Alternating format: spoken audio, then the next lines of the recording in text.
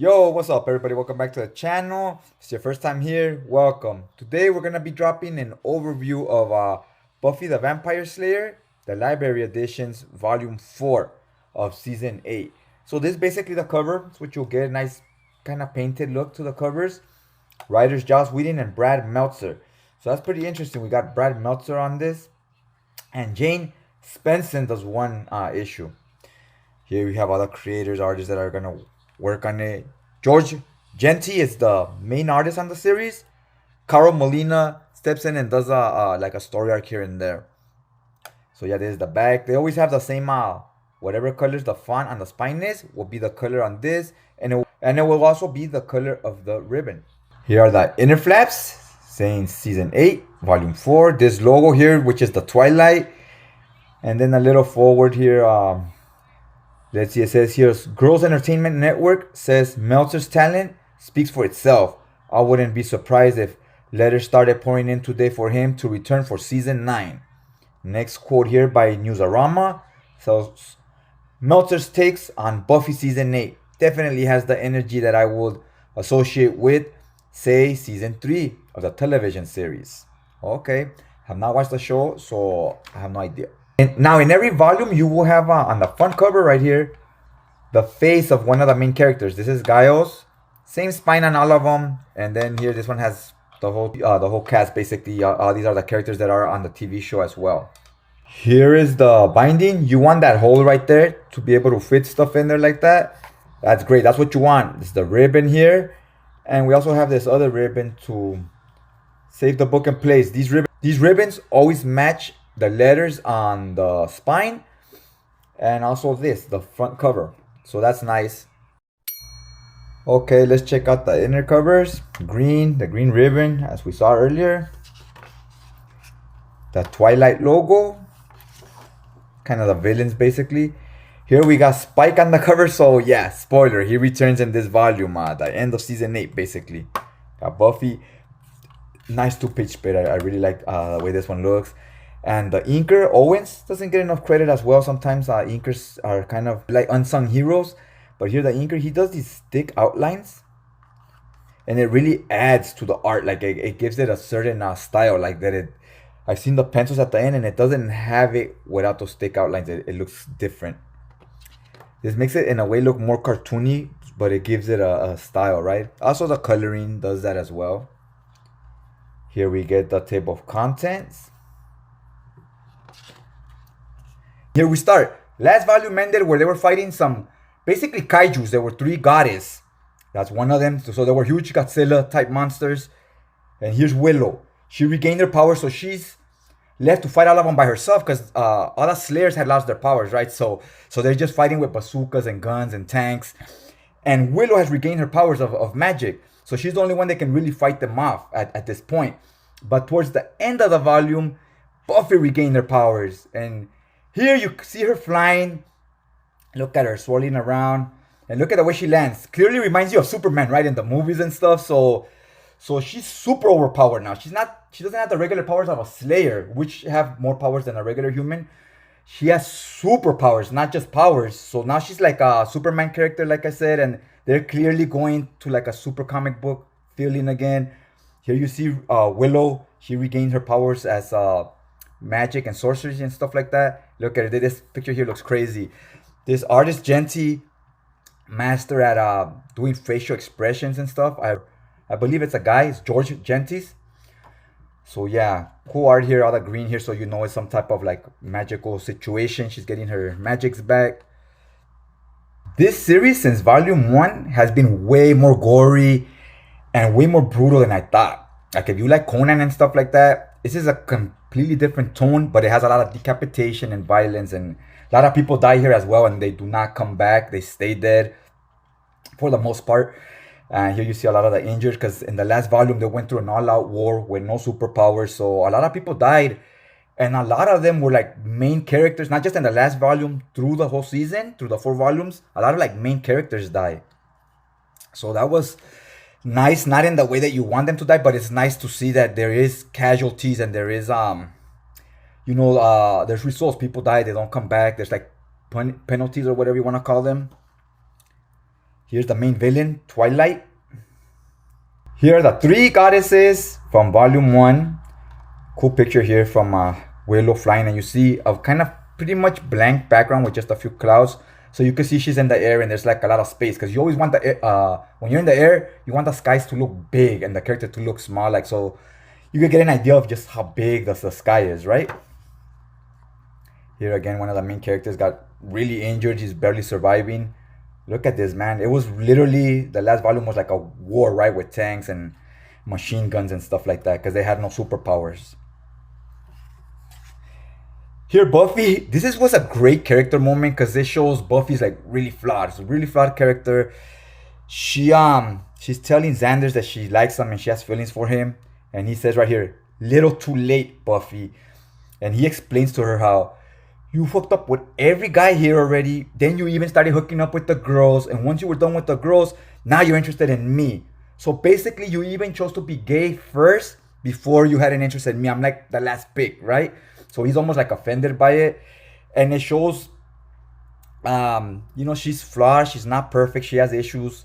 And as I was reading the other volumes, I was kind of thinking that I was like, is Buffy like this on the show? That her romances, they constantly fail. And yeah, it's like, you got to remember they're in high school, in high school, college, through those years, you have a girlfriend for 3-4 months, break up, have a new one 3-4 months. You constantly break up, you date a lot of people because you're younger and you don't deal with bullshit, right? You're just like, fuck that, I'm out, and you go look for someone new. As you get older, your relationships tend to start lasting longer because you're more patient. You kind of deal with stuff or adapt to the other person.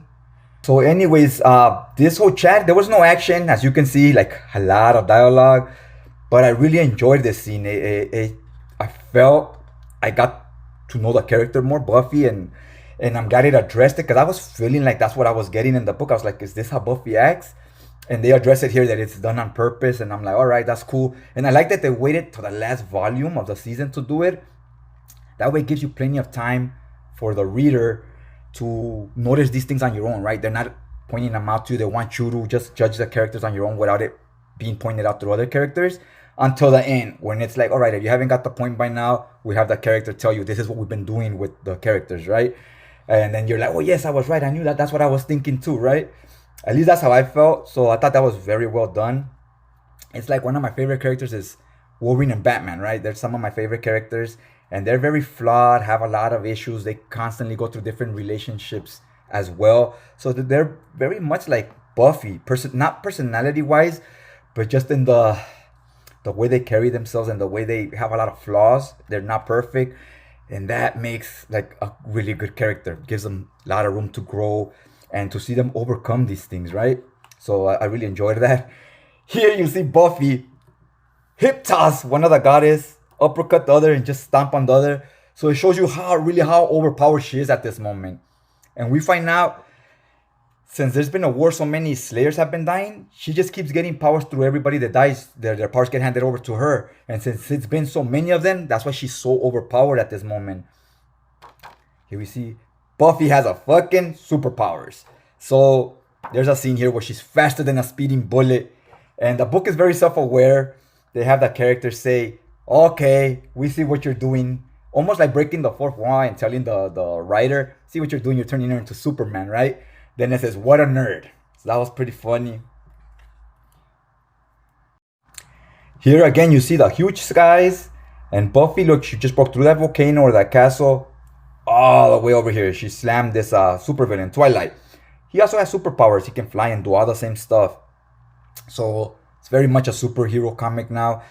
In doing this, you have changed Buffy so much that fans of the show, you may have lost some of them where they're like, this isn't Buffy, this is another Capes book, right?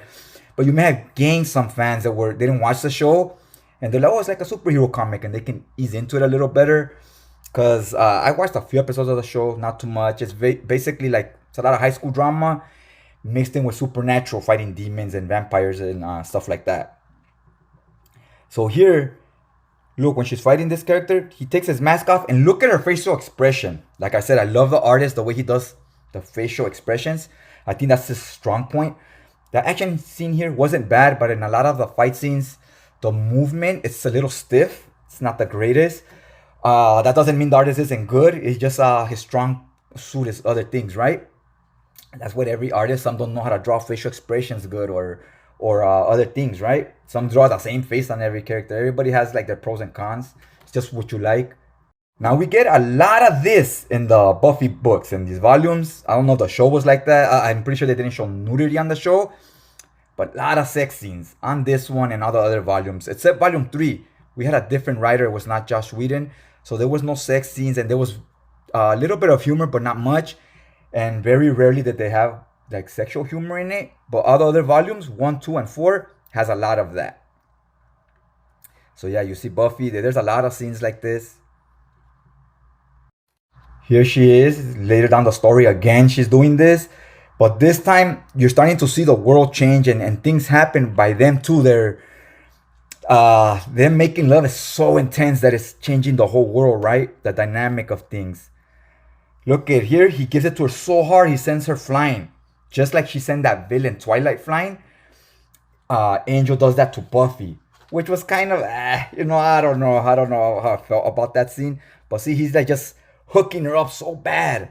Then he's giving it to her again, and this supposedly is like very important to the story, right? And everybody's watching while they're in the air doing that. It almost felt borderline gratuitous, but I wouldn't say it is, because it does serve a purpose to the story. By doing this, they kind of broke the world, and it restarted kind of like the Garden of Eden, basically, like Adam and Eve. So yeah, take that for what you will. I don't know, it felt kind of cringe to me, but it didn't turn me off the book. It takes a lot for me to just get to the point where it's like I don't want to read this anymore. It would have to, be really boring, most likely. Here again, the garden, how I told you guys. So here they're just like nowhere, right? Look, I like how they made the background just all white to show you they're like they broke the plane, right? So not even on Earth anymore. And look at here. They ripped through the paper. Again, like I said, it's kind of similar to breaking the fourth wall. And they're looking into the universe much how we are. And they're like, oh, back on Earth, back with the living. Because they're kind of like not dead or alive at this point. They're just like in ecstasy somewhere. So they're like, we got to get back and help the Slayers. Because the Slayers and the vampires are now on the same side. They're fighting demons and aliens and mutants. All these other people that are trying to take over Earth. So it's a all-out war. It's like a big there's like big stakes, right? The whole world is at stake. Can't get bigger than that, right? Look at what Willow does. She rips this guy's arms off. Like I said, it's very gory. It has a lot of Conan feels, where people stay dead, where there's all kinds of crazy monsters, limbs get chopped off, a lot of sex scenes.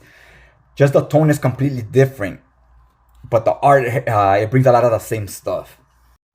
Here is Pike, the other ex-boyfriend. So as you saw on the cover, clearly they all come back, all the characters from the show.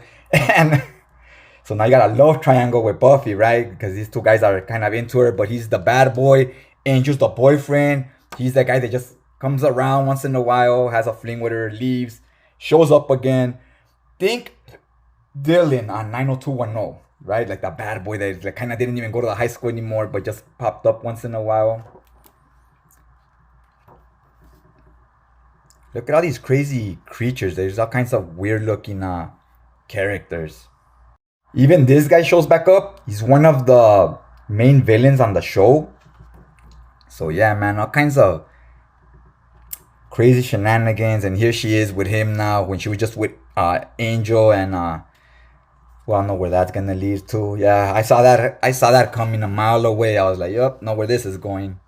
You gotta bring that drama, because it is catered towards women, and they like this kind of stuff. They like romance, and they like drama, right? So they like that love triangles. Not that your superhero comics don't have that. They definitely have it as well. Look, there she is again. Okay, so look at this. Ooh, just chop this guy's head off.